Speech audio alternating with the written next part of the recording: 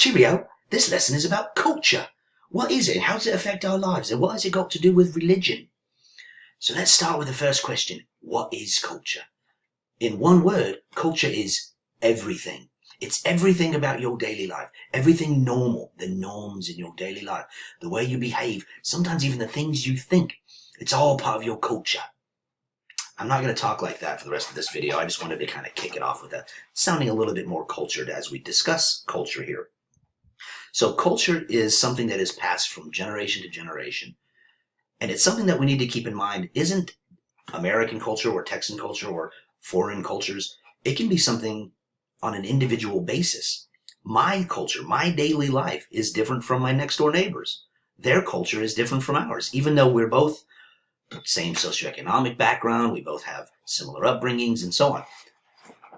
Our daily life is our culture. So it's all the things that we do, think, and wear. Material culture are the things, the physical objects that represent a culture or that you will find in a particular culture. So the cars that we drive, you might notice we have SUVs and big trucks, but if you go to other countries, sometimes they drive those tiny little cars. Maybe they drive scooters everywhere. The vehicles, the computers, the clothing, all the physical things that you can buy, that you can touch in a physical way, is the material component of culture. How does this work to religion, though? I mean, you're not like you're buying religion, right? No, you are buying things for the religion, though. You can buy prayer beads if you're Buddhist, or a rosary if you're Catholic. You can buy candles in almost every religious faith. The things that you have materially that represent your religious faith. So, for instance, Jewish people, Jewish men sometimes wear yarmulkes. The veils sometimes that we see in other places. That's material components of a religious belief. Really, though, when we look at religion, often we're considering the non-material aspect of it. But let's look at what that is in society before we get to the religion part. Non-material are the things that you can't buy, and it's not even really something that we're often taught. It's just something sometimes that we're born into. It's just the way things go, like not cutting in line. In fact, in the United States, there's a funny video I'll try to find a link to that shows how eager we are just to stand in line. That's a very cultural thing for us. When we see a line, we know we're supposed to stand in it. Other countries, other cultures don't necessarily wait in line. That's something that sometimes causes some friction. If you're here in America and you're waiting in line to buy a movie ticket, let's say, and someone from another culture that isn't used to waiting in line for stuff, in their culture, you just walk up and get what you need and you walk away. They might be considered rude if they cut in front of you. Personal space, especially now, we're supposed to be 6 feet away, right? With social distancing. For us, having an arm's length distance between two people is generally pretty comfortable. That's, you have your personal space. Other cultures, that's not the case. Somebody might be right up here talking in front of your, right next to your body, and that might make you really uncomfortable. For them, that's just the way it is. That's how they talk. You're having a conversation with someone, you should be close. It's a personal, intimate conversation. Like you're sharing with someone. It's not rude to stand right in their personal space. So there's non-material culture that we don't even think about oftentimes, but we do notice whenever people violate it. Generally, people won't know you're from America, or they won't know what country you're from, generally, until you start behaving in public certain ways. So a lot of times Americans have a bad reputation as we're loud and obnoxious when we go overseas. In part, that comes from the fact that in our society, we have conversations in public and we don't really regulate our volume. We just talk. With our friends, we just talk. Sometimes that's off-putting to people that's not the way they behave. But consider this. If you're walking through the mall and all of a sudden some guy starts screaming at the top of his lungs, that's non-material culture that he's violating. We don't do that here. I've mentioned this before. Non-material culture is something that we don't always know we're participating in, but we do know whenever it's going wrong. In religion, this is pretty much what we talk about. The non-material culture is how you know what religion someone is based on the way they're behaving. If you have a coworker, let's say, who a couple of times a day goes into an office and you happen to walk by one day and the person is kneeling on the floor and they have a mat down and they're kind of bending and they sit up every once in a while, that's a non-material cultural characteristic that indicates to you that they're Muslim. If you go out to a restaurant and you see someone get their plate of food and you see them do this, or they grab hands and they do this, you can get a pretty good non-material cultural clue there that they're Christian and they're praying a blessing over their meal. So that's everything that people do in a religious faith is part of the non-material culture. So let me move this out of the way. Sometimes culture helps us have a little buffer zone. What is the South of the United States? We might talk about the Mason-Dixon line or whatever, but really, if you just kind of try to get in your mind, what states are in the South? Think about that, pause it, maybe look it up.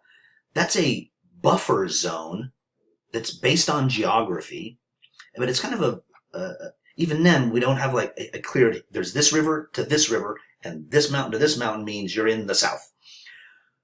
What we do see, for instance, on this map, you can notice there's a river here that very clearly separates the Islamic Pakistan and Afghanistan from mostly Hindu India.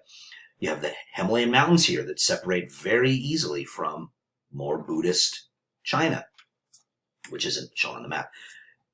But also what we see is when you're born into a particular region, your culture is going to be dictated by that. So, for instance, in the Middle East, you often will see the men wearing usually a red and white checkered head cover and then a long white robe of some kind called the thobe.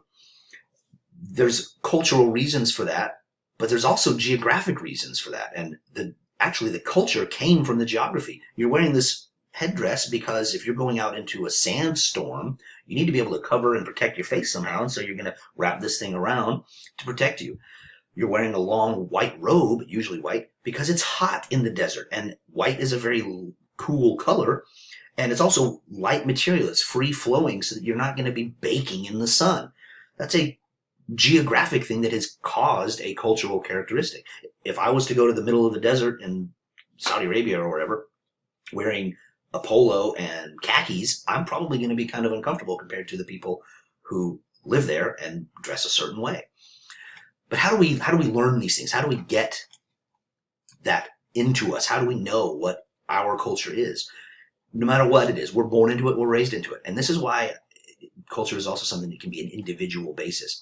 Some of my friends, when I go to visit their houses, I take my shoes off when I go into the front door because they take their shoes off and there's a little basket and they want people to have their shoes off when they go into the house. That's a cultural thing for them. That's not something that I grew up doing, so it's not something that I have at my house, but it is something that they have at their house. And it's important for me to recognize that's the way they do things there. I need to respect that. So interestingly, when we're talking about culture, we can look at food, which Chinese food restaurant, Italian food restaurant. We've talked about that with globalization. But who decides what we eat? Who decided that in the United States we won't eat chocolate-covered scorpions? Who decided that we're supposed to dip our French fries into mustard and ketchup instead of mayonnaise? They eat chocolate-covered scorpions in other places. They dip French fries into mayonnaise in other places. So that's something that's pretty interesting is we're born into this culture, and sometimes when we come into contact with others, it's shocking to us. Who would imagine eating chocolate-covered scorpions? Well, people who eat them. In religion, that becomes very apparent whenever you look at dietary restrictions or even laws. So sometimes, for instance, if you're Catholic, you might not eat meat on Fridays during Lent. If you're Jewish, you're going to eat kosher food. If you're Muslim, you're going to eat halal food. And all those go into ways of preparing the food and what's acceptable or permissible to eat or not. If you're Buddhist, it's a good chance you're a vegetarian. If you're Hindu, you might be vegetarian as well, but you definitely don't eat beef. So these are things that we learn as a result of the religious faith that we're either born into or that we become a part of, which again goes back to the culture that we're in. The geography that we're in and how that influences our culture. Sometimes that culture isn't just transmitted through generation, though. Sometimes it's actually moved from one place to another. It might be a restaurant that goes from one country to another. I love this example of McDonald's, that you've got a script that you might not recognize and then another script that you might not recognize, but you recognize the M, you recognize the Golden Arches. McDonald's is in other countries. But what McDonald's and other places other companies have to do is they need to adapt their business for the local culture. In McDonald's, in an Arabic country, for instance, you're going to have to make sure that you're following the permissible expectations of halal food. If you're going to open a McDonald's in India, you better not serve a Big Mac with beef. when we were in Japan, actually back in July of 2019, I always tell my students, if you can get it at home, don't get it in a foreign country. And McDonald's is something you can get at home, so don't eat McDonald's. Eat it in a local place, except if it's not something you can get at home. And at home, we didn't have, like they have at the McDonald's we ate at in Japan, we don't have a burger that has a fried egg on top with a kind of a Asian zing type barbecue sauce flavor to it. We don't have that, and I was curious, so I did eat that. That's something that our culture has diffused to others. Diffusion is where you spread an idea or an invention or a restaurant, a way of doing things. This also happens whenever you have people coming into contact with each other. I mentioned a little bit ago an example, if you have a coworker who a couple times a day disappears to their office and you see that they're praying, they are diffusing their culture if you go and talk to them and say, hey, what is it exactly that you're doing? Or if you are in the restaurant and you see somebody do this before they eat their meal and you say, excuse me, what is that you've done? That's diffusion. Their idea is now being introduced to you. So in the United States, our culture has diffused, as the picture of McDonald's just showed, but how are we different? We have a way of doing things. If you're loud in public in another country, they might recognize that you're from America, or maybe they just think you're a loud person, because I've never really had that problem. In fact, personal note, Italian teenagers are the loudest people I've ever experienced on anywhere I've ever been. They are super loud. We were on a ferry with a group of them from Italy to Spain, and they were the loudest people. I don't ever want to hear anybody ever say Americans are loud and obnoxious, because these kids took it away big time. And I know this because I have something that's called the home culture. We have a way of thinking about the world that we filter through the way we do things here. And in fact, it can even be the way that you actually do things in your actual home. We judge other cultures according to our own. That's just the standard that we grew up with. And that's a natural inclination. That's something we naturally do. When you encounter something different, you got to go into your brain, you got to go deep back here, and you got to find how it fits with what you already know about the world. So this is where there's this concept called cultural relativism, which isn't to say, a lot of times relativism is dismissed as, well, everything's equal and everything's just perfectly fine. Not necessarily. Relativism doesn't mean you accept even bad things, because culturally we do have some differences with other places. When you have, for instance, female genital mutilation, or you have a lack of human rights, or treating people with dignity on the basis of that's the way we do things here. You don't have to accept that and say, oh, okay, that's the way they do things there. What we need to understand is we have to attempt to understand those cultures from the culture that's doing the thing. Same way they might not understand why we talk loud in public and stand in line to buy movie tickets. We need to understand that they're doing things differently. Now, it's one thing for us to criticize them from home. That's fine. And in fact, if I'm doing things a certain way, obviously it's good enough for me. Why wouldn't I want it for someone else? It's good enough for me. Why would I not try to help someone else do it that way? Because it's good, right? That's one thing if we're at home critical of things that other people are doing. So when in Rome, do as the Romans do is the phrase there, because if you go to another country and you don't like what they're doing in their society, you better be very careful, because that is the way they do things. And cultural relativism means you need to try to understand it from their perspective. Doesn't mean you have to accept it. Doesn't mean you have to like it. Doesn't mean you have to agree with it. It means you need to understand it. Otherwise, you might be in a world of hurt if you start speaking out against it, because if you're breaking their laws simply because you don't agree with the way they do things, you're going to be in trouble. So you really need to understand cultures from the people who live it and experience it. So this picture is one of my favorites in terms of cultural relativism, because you have two exact same thoughts, but two very different looks.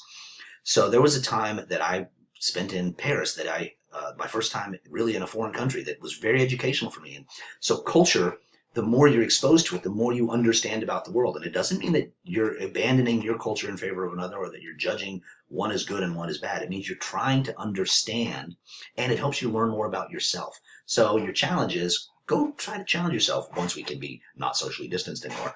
Try to learn something about another culture however you can. Go to a different restaurant, and hopefully a foreign-owned restaurant where you can maybe interact with the people there and learn something from them. You'll learn some more whenever we start talking about the origins of religion coming up very soon.